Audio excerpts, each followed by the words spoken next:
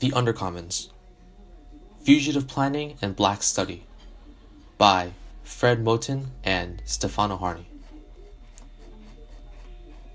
Chapter 0, The Wild Beyond, with and for the Undercommons by Jack Halberstam.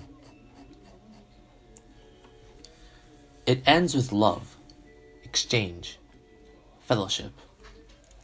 It ends as it begins, in motion, in between various modes of being and belonging, and on the way to new economies of giving, taking, being with, and for, and it ends with a ride in a Buick Skylark on the way to another place altogether.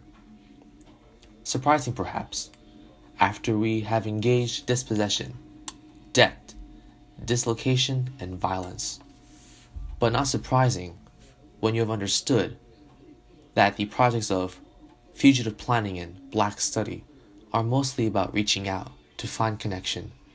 They are about making common cause with the brokenness of being, a brokenness, I would venture to say, that is also blackness, that remains blackness, and will, despite all, remain broken because this book is not a prescription for repair.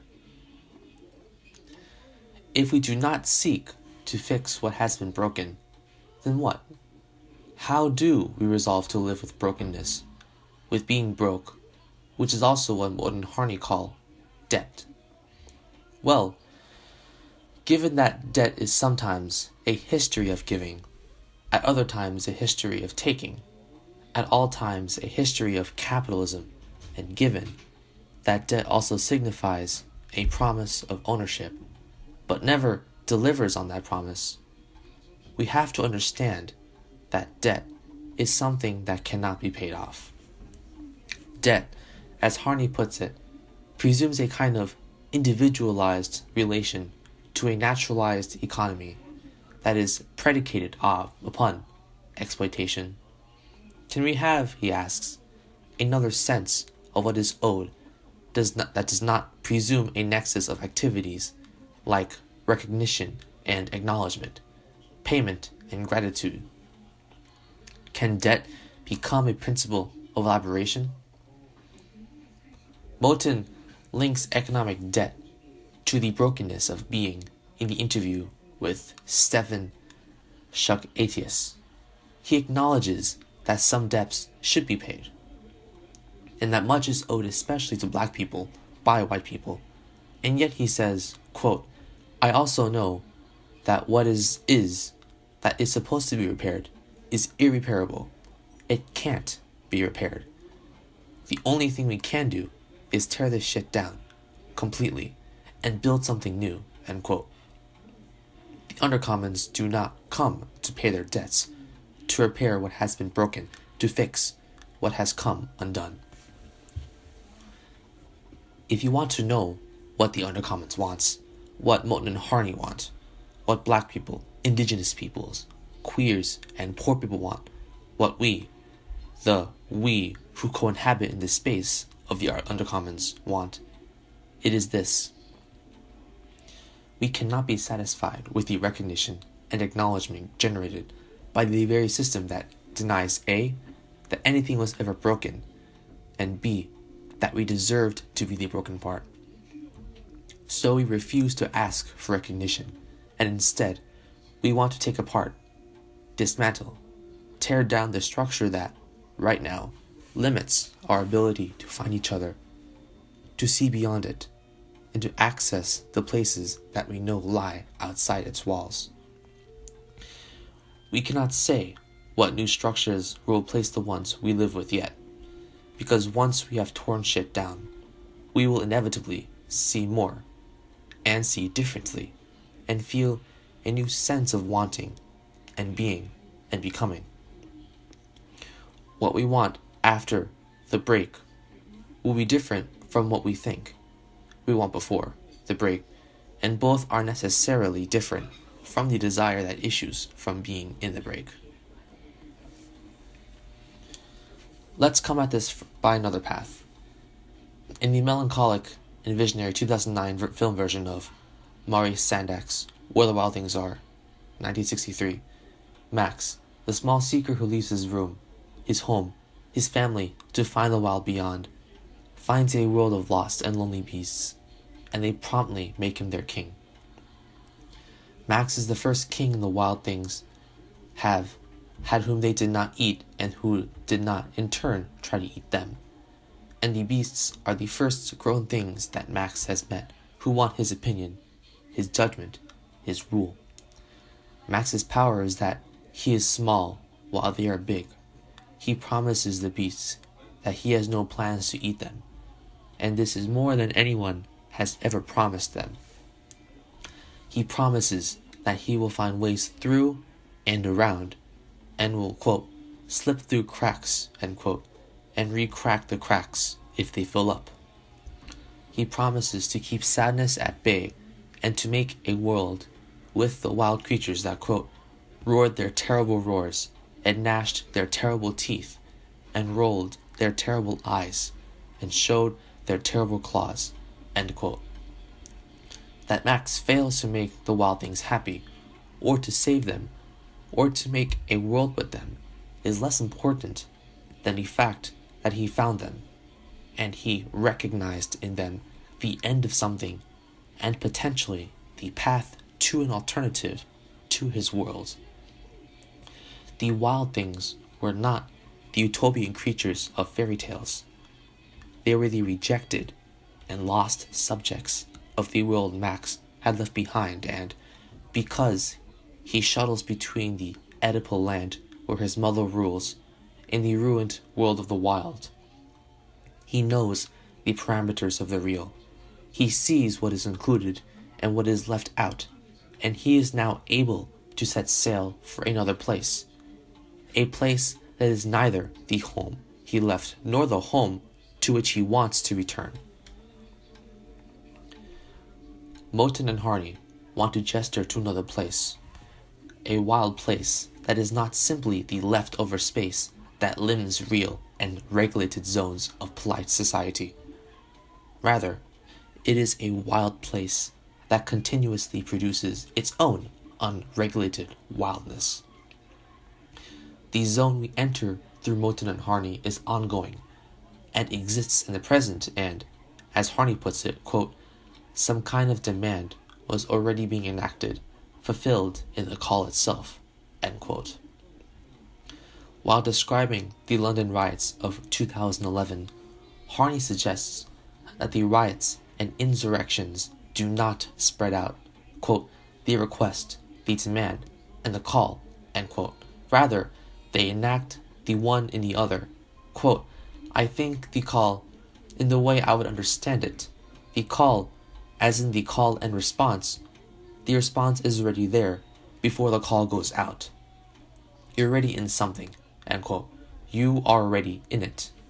For Moten too, you are always already in the thing that you call for, and that calls you. What's more, the call is always a call to disorder, and this disorder or wilderness shows up in many places. In jazz, in improvisation, in noise. The disordered sounds that we refer to as cacophony will always be cast as extra musical, as Moten puts it, precisely because we hear something in them that reminds us that our desire for harmony is arbitrary, and in another world, harmony would sound incomprehensible.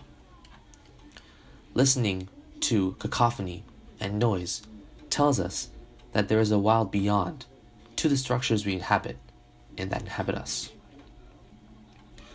And when we are called to this other place, the wild beyond, quote, beyond the beyond, end quote, in Moten and Harney's tapped terminology, we have to give ourselves over to a certain kind of craziness. Moten reminds us that even as Fanon took an anti-colonial stance, he knew that it, quote, looks crazy, end quote. But Fanon, as a psychiatrist, also knew not to accept this organic division between the rational and the crazy, and he knew that it would be crazy for him not to take that stance in a world that had assigned him the role of the unreal, the primitive, and the wild.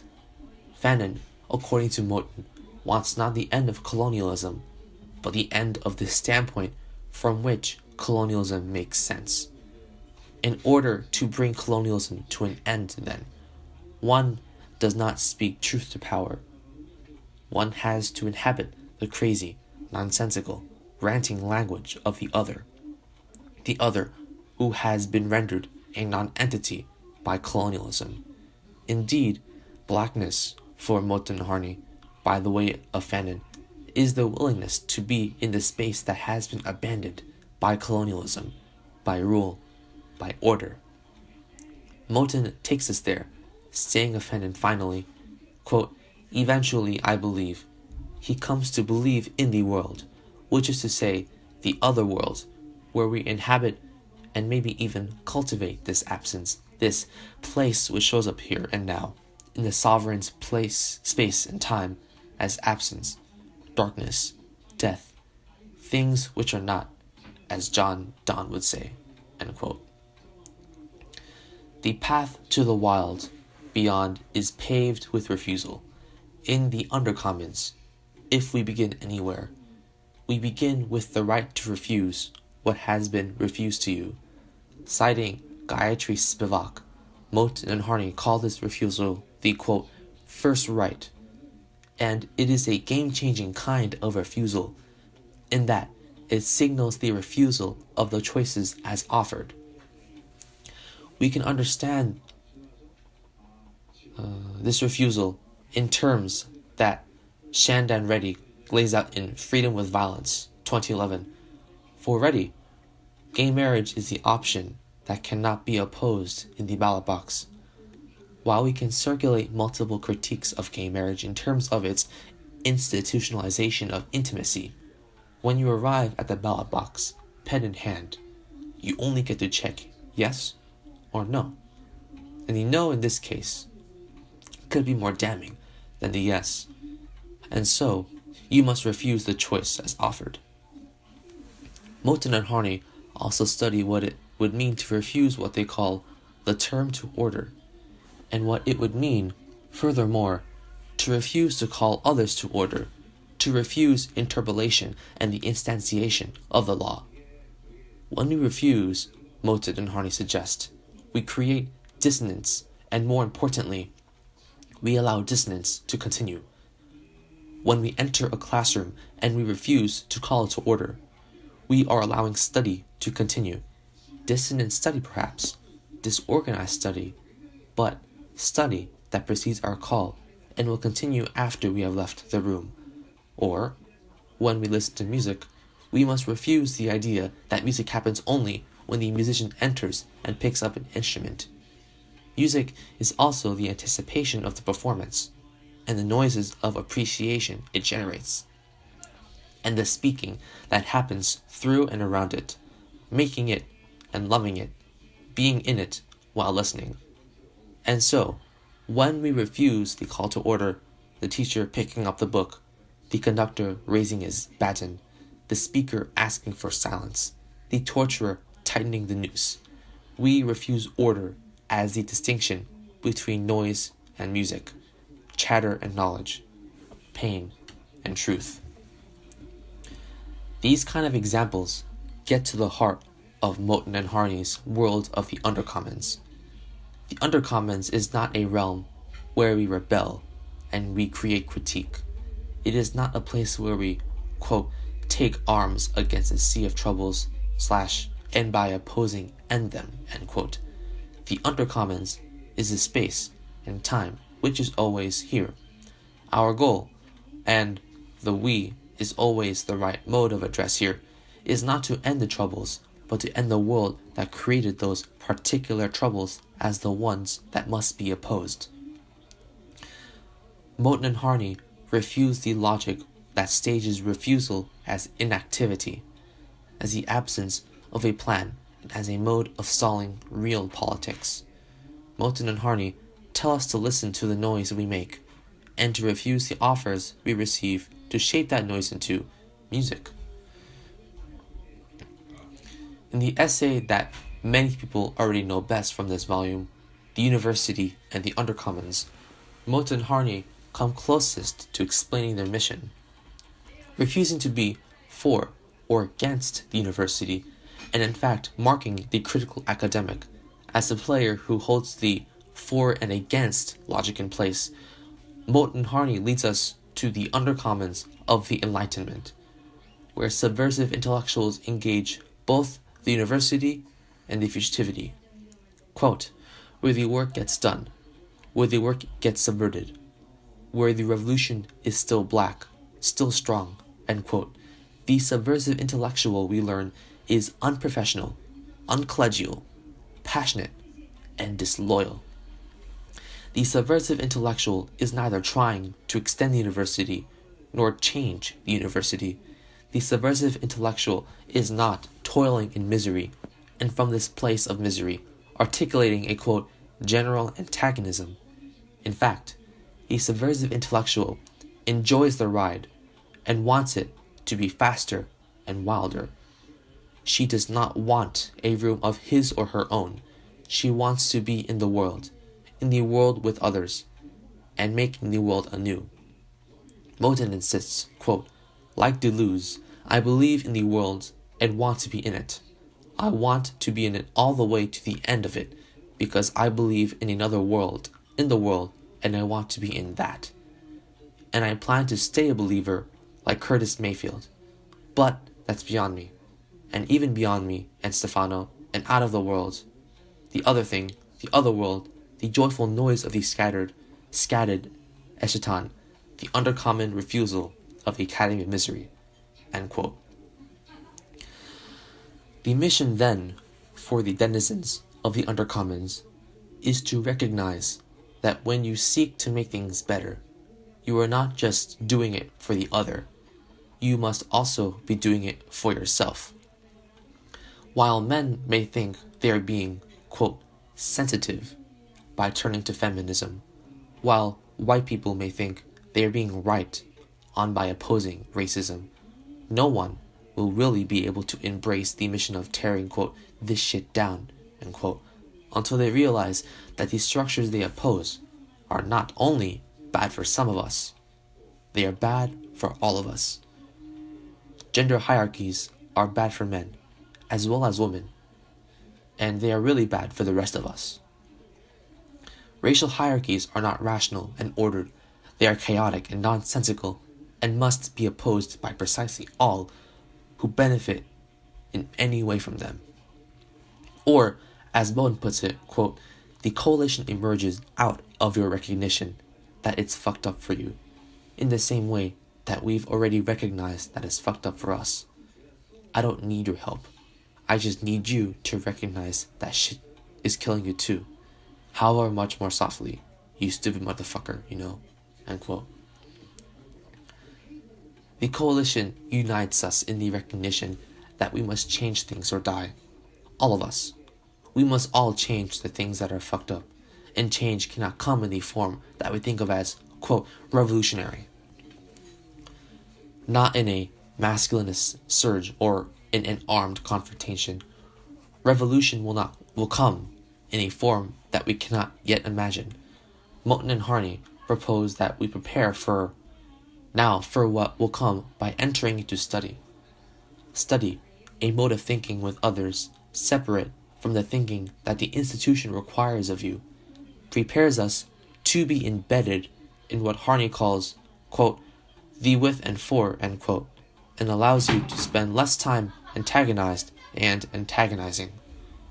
Like all world-making and all world-shattering encounters, when you enter this book and learn how to be with and for in coalition and on the way to the place we are already making, you will also feel fear, trepidation, concern, and disorientation.